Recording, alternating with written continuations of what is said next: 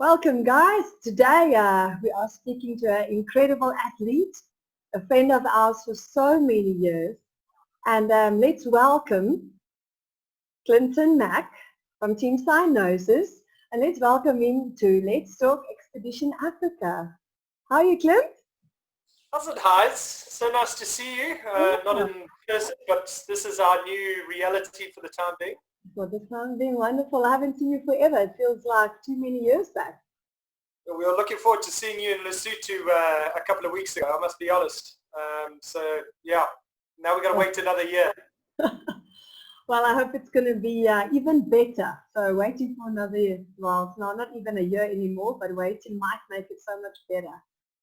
So, Glen, well, the anticipation is still building, I can assure you. So guys, those of you who don't know Mac, as we call him, we just had a chat and we figured out that we know each other from around 2003, 2004. Those years we were actually competitors. And we've got incredible memories from so many years back.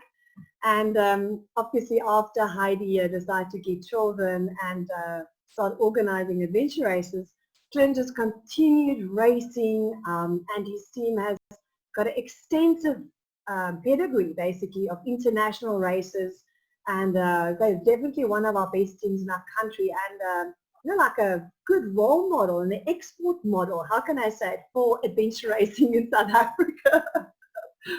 Well, I don't know if that's a good thing. We've been around the block together a long time, Heids. Yes. I still remember you and Stefan racing for Kinetic or USN at the time, and it was definitely a role model for us because you were right there at the top, and I was still coming into the racing scene at that thing, still quite a newbie, paying school fees. And, but it didn't take you long, hey? It didn't take you long, and then we were like, okay, where's that cyanosis? Listen, I tell you, I got some serious hidings in the beginning, so you got to pay those school fees to get to where you need to be. Yeah. So, friends, I think it's important to share with you this roller coaster ride of everybody. Anybody who's doing races, doesn't matter. I always say to people, if you just want to finish or do your first race, or like Clinton and Team Cyanosis, over the years they're very competitive, and they want to do well in the races, and it just doesn't always work out for the team. Clint, maybe you can share some of your lowest points in some of your races over the years, maybe something that pops up. I think we also need to share with our friends, just keep in mind the secret. There's a secret ingredient to this team of cyanosis. And for those who don't know, Nicholas Muller, and he and Clinton has basically been racing for all the years together. Now that tall, skinny guy, all of you will see him in Expedition Africa next year. Those who don't know him, if you're ever in doubt where you go, if you see him, you just follow that guy. and Clint will obviously vouch for Nicholas. He's one of our top orienteers in our country. He's done races all over the world, regaining races. So for any team to be one of the top teams in the world, you need that secret ingredient. So I know, Nicholas, if you're watching this, we admire your skill, Nicholas, and I don't know if there's any new teams coming up with that skill, but orienteering. I always say to new teams, find yourself an orienteer and go and just do as many as you can orienteering races. So now, Clinton, I'm sure you can vouch for that as well. Well, yeah, it's quite reassuring to be able to follow somebody that's very confident with the map. And it doesn't always go to plan. I mean, make no mistake, there are cases where we've taken wrong turns, gone down the wrong roads, whatever the case may be. It's how the team recovers from that. That's quite important. But irrespective of all those wrong turns and incorrect valleys or whatever the case may be, it's 8 out of 10 times that Nick is pretty spot on where he's going, and he's got a good sense of where we're going after that. So always predicting and always looking at where we're going after those points. So, Nick is, as you said, I've been racing with Nick for a very long time. I have an incredible amount of respect for his ability and Nick as a person. I think a lot of people would look at him and he's a little bit more reserved than I maybe am. So it's like chalk and cheese together between the two of us. But yeah, I'd follow Nick anywhere. He's really good at what he does. He's confident in his ability, and I think that's quite key. And for any new person coming into adventure racing, being able to confidently read a map and have the confidence of your team, that is also quite key. Because things go wrong. Things really do go wrong. I mean, we know we've been doing this a very long time. Not everything goes your way. It's how quickly you recover from that. Exactly. I'm actually so glad you say that, because that is the other big point we always need to bring to people is not like it's the recovery after you've made a mistake, or emotionally how you lift yourself and how do you get back into the game. And I mean, even if you have the best race, there are moments where you have to recover the whole time. Glen, what is the extreme low? What happened in in your last races? Did you have to pull out? Were you sick? Did the team fall apart? What is the memory that pops up? So for me personally, I think one of my extreme lows in adventure racing would be, I can't remember which race it was, but it was in, I think it was Namibia. We were racing in the border in Namibia. Right? I think you were there. Yes, yeah, I remember that one. Yeah. And I was quite, we were racing, I mean, we were racing with an objective to do really well in that race. Yeah. And we were right up there. I think we were running right up with the top 4, top 5 teams. And I got progressively sick in the race with, as you do. And later in the race, I was so poorly that I wasn't moving quick enough. And we tried to rest for, I think we slept for about 6 hours, and I wasn't able to recover. And the doctor that was there, the medic was there, said, this is not going to work. And you know what it's like. You pull out of a race, and then you start feeling a bit better when you're not racing. And you kind of question that to your mind all the time. Like, you know what, could I have done this? Could I have done it? And this, you're talking about what, 15 years ago, 16 years ago? And that memory, I still have that memory. That's probably one of the, there's a saying, pain is temporary, quitting lasts forever. And quitting that race, I can assure you, that stuck with me forever. Hey? Yeah, what's worse for that is like when it's you as the individual that's letting 3 other people down. Especially in a sporting environment like this, we need that. You need that sort of support from the rest of your team, because when you do pull out of these events, how the team gets together afterwards or during a race, I promise you, it goes a long way. Hey, it goes an incredible long way. So, Glen, with your experience, there's some things you look at when you form a team. So for the new teams and the new people out there, or also the teams who did Rodriguez, for instance, for their first time, what is the ingredients to form this team? What in your experience you say make good team members? I think the first and the most important thing is everybody has a common goal. There's no point one person arriving at a race and they're there just to enjoy the boating in Rodriguez, which we watched a little bit of it because it was happening just before we started a big race.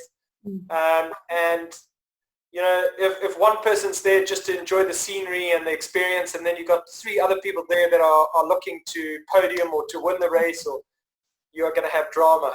And so it's best first, before you even decide to race or to race as a team, make sure that you're all on the same page. From there, you can start working. You can get lost together and everybody's fine. But make sure your goals are the same. Make sure your goals are the same. So guys, also I'd like to bring up Clint. What about Reunion? You guys had at the World Championships in Reunion, it was 2 years ago, there were they were good. How many? 4 or 5 South African teams there. I think there was probably the most amount of South African teams on the starting line of any international race.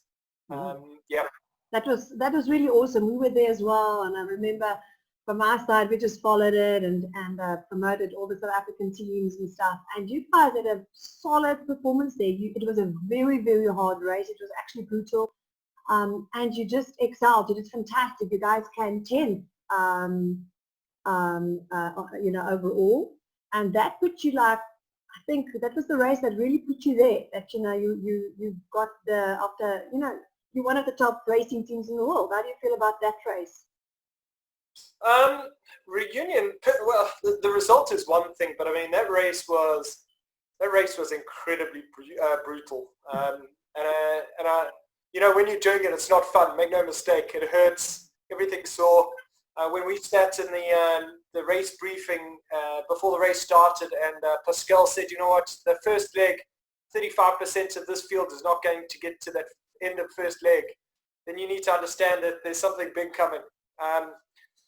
But that race was like that. I love that sort of thing when it's incredibly tough, because that's where the cream comes to the top. So the tougher it is, the more I enjoy it. For some reason, maybe I'm a sadist in a big way, but it does show people's stature or credibility when things get tough, because all races have an element of toughness somewhere in it. Yeah. But that race was just, everything hurt, one leg after another. Every leg was just painful. I can clearly remember that one transition. I saw you guys there, high up in the mountain. It was there at the crater or whatever. I can't remember, but I remember I actually came and took photos of you guys, and I made a little clip. But you guys are putting your bicycles together, and the speed you were working at, it was just, you were all out of it. Your brains weren't functioning anymore.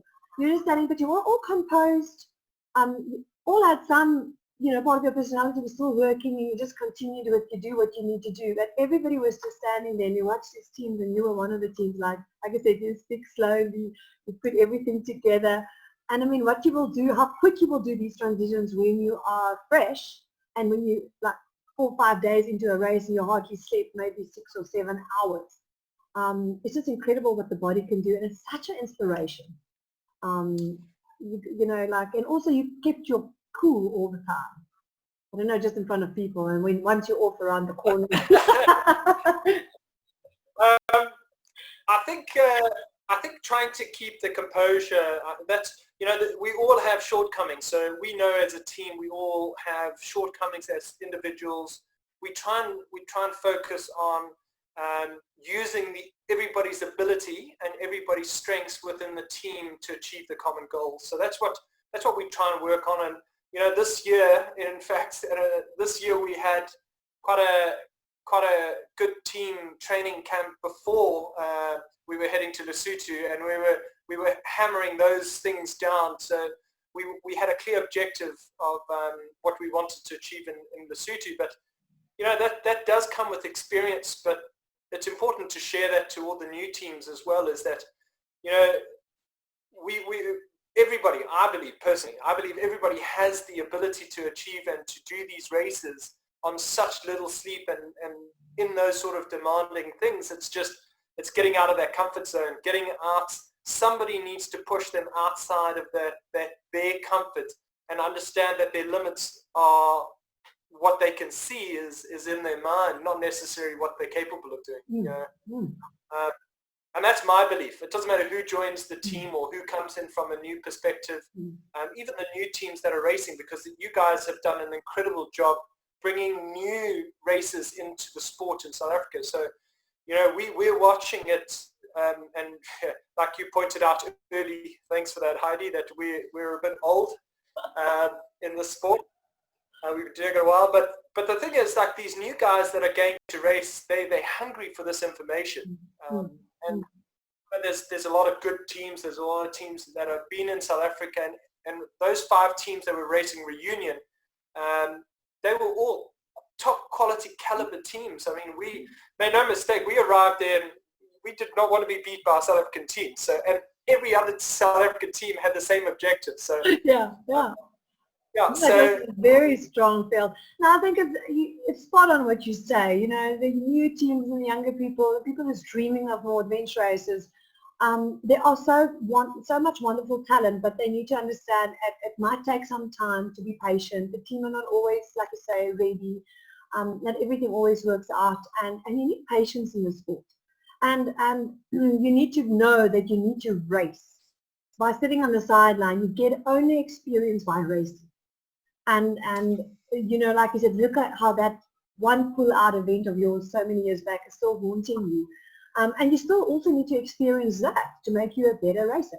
Glen, share with us and your team, what is your main contribution? What is your job in your team? It depends who you ask, Heidi.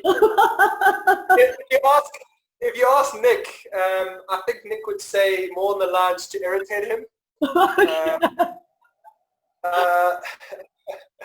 But certainly from my perspective is my role is as the team captain is not necessarily to dictate to the team what we're doing. It's to make sure that we're strategically competitive, to make sure that we're driving the objective. But that comes from all the other three people that are in the team as well. You know, and that was what I was trying to say earlier, is that we all have a common goal. And I promise you, Darren that's been racing with us, he raced with us last year at Eco Challenge and all that sort of thing. Darren's perfectly capable of leading the team. Anybody that's within cyanosis has the ability to lead any team. Mm-hmm. So my responsibility is purely to make sure that the team remains competitive. We're making the right decisions as best as we can in the moment. Mm-hmm. Because going into the race with a certain goal does not mean that within 12 hours to 30 hours that goal is still there, or that the goal may be there, but the planning is definitely not there. When to sleep, how to sleep, what the teams are around us, what we're doing from a strategic perspective always changes all the time.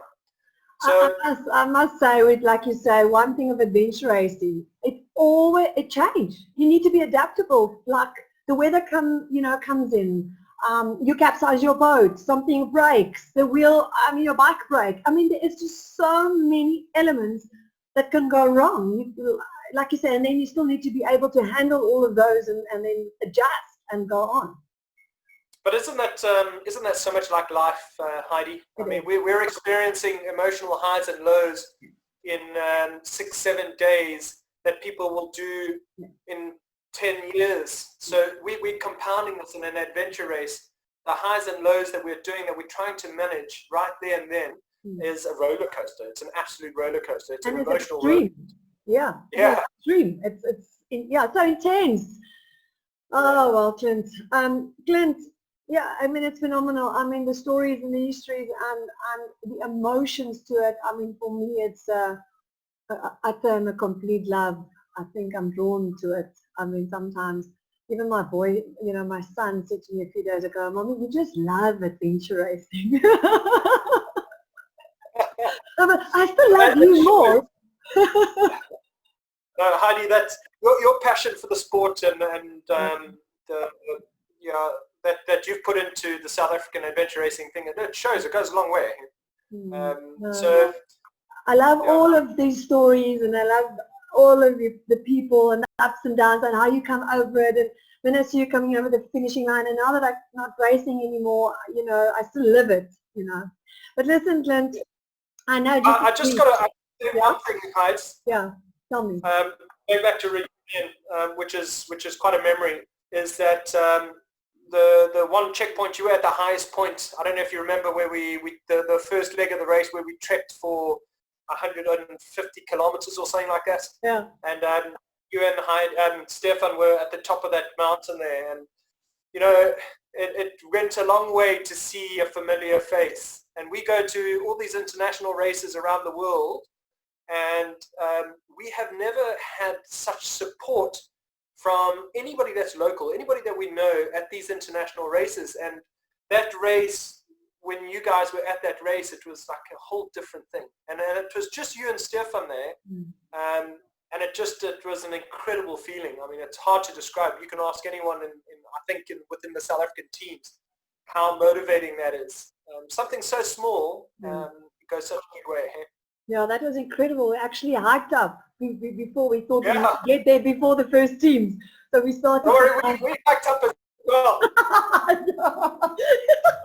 Yeah, okay. Well, I hiked up with leisure, and we set up this camp. It was incredible.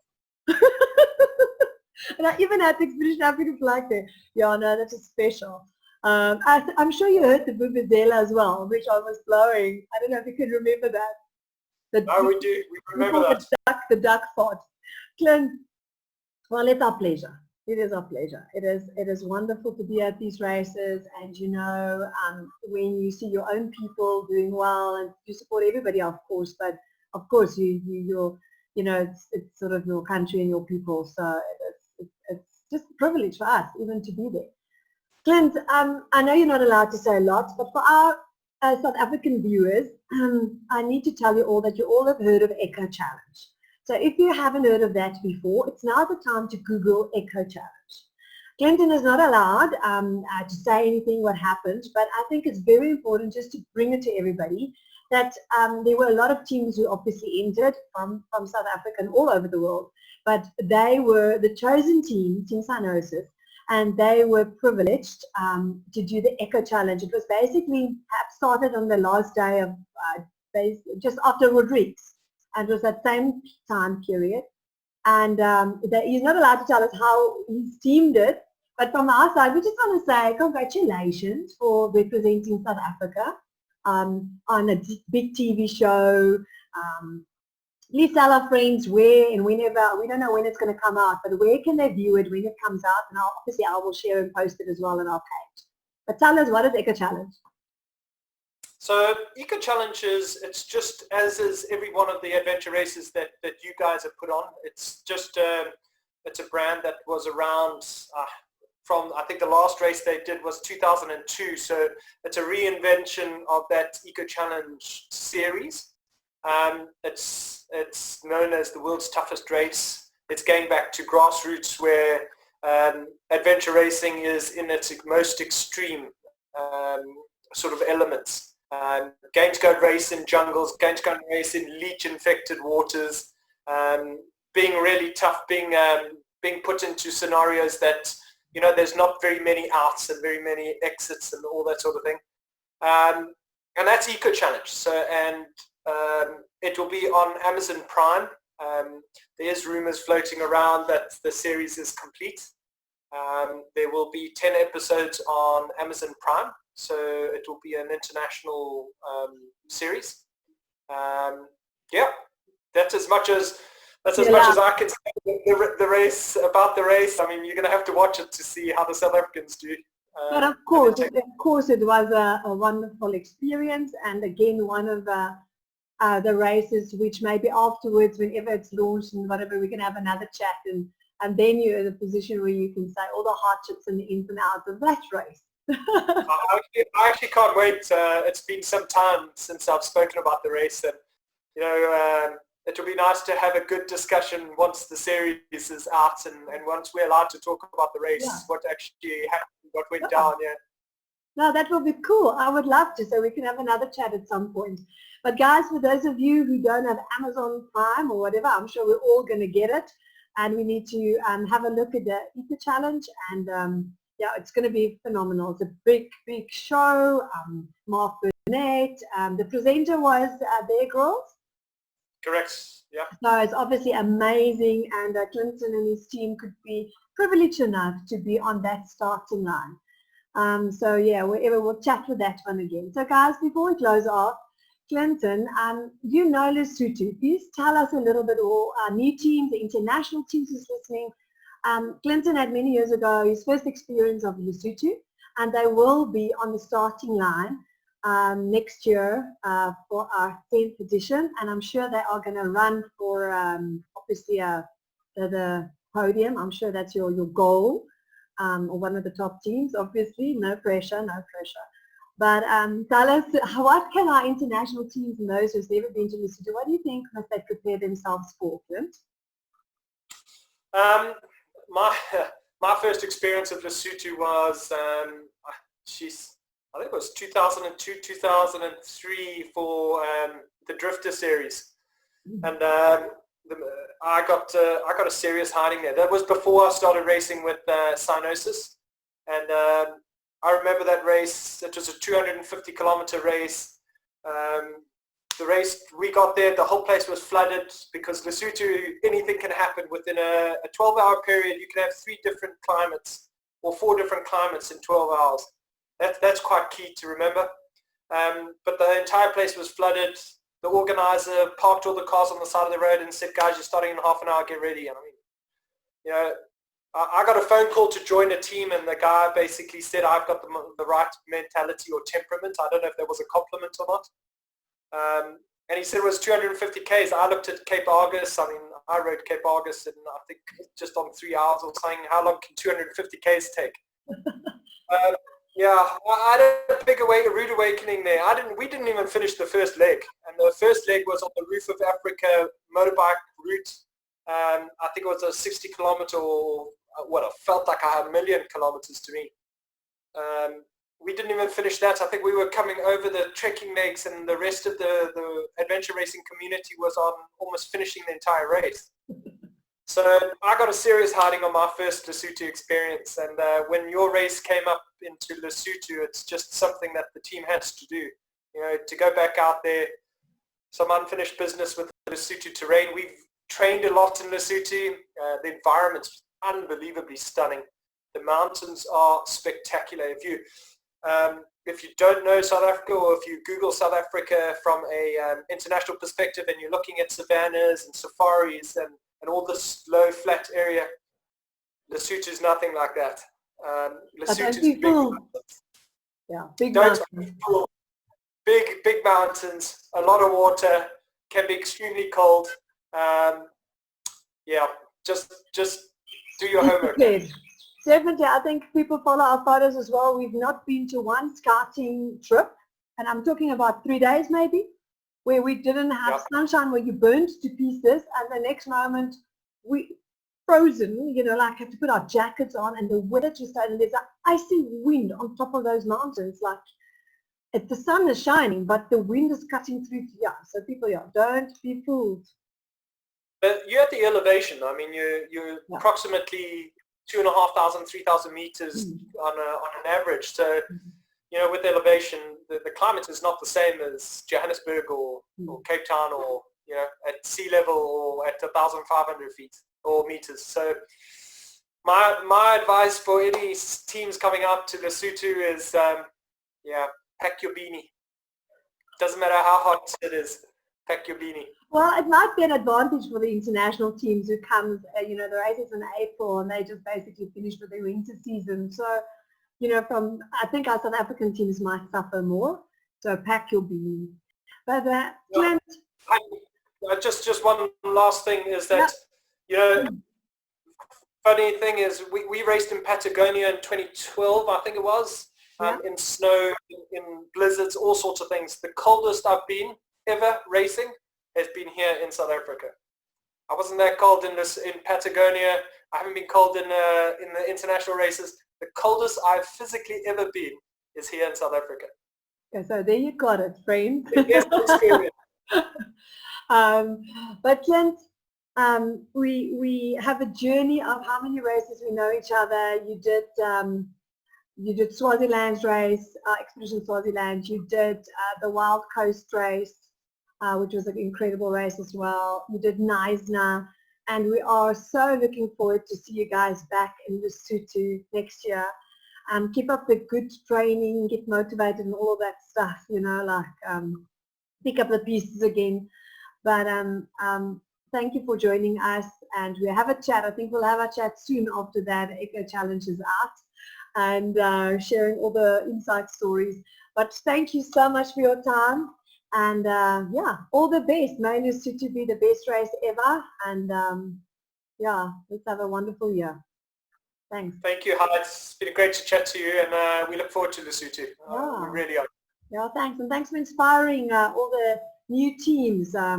Actually, must do a call out to all the new teams. If they ever have questions, you know, they need to ask us stuff, and then we can put it out there for the guys with more experience. Thanks, Glen. No problem. Be happy to do that. Okay. Thanks, guys. Bye-bye. See you. Yeah. Bye.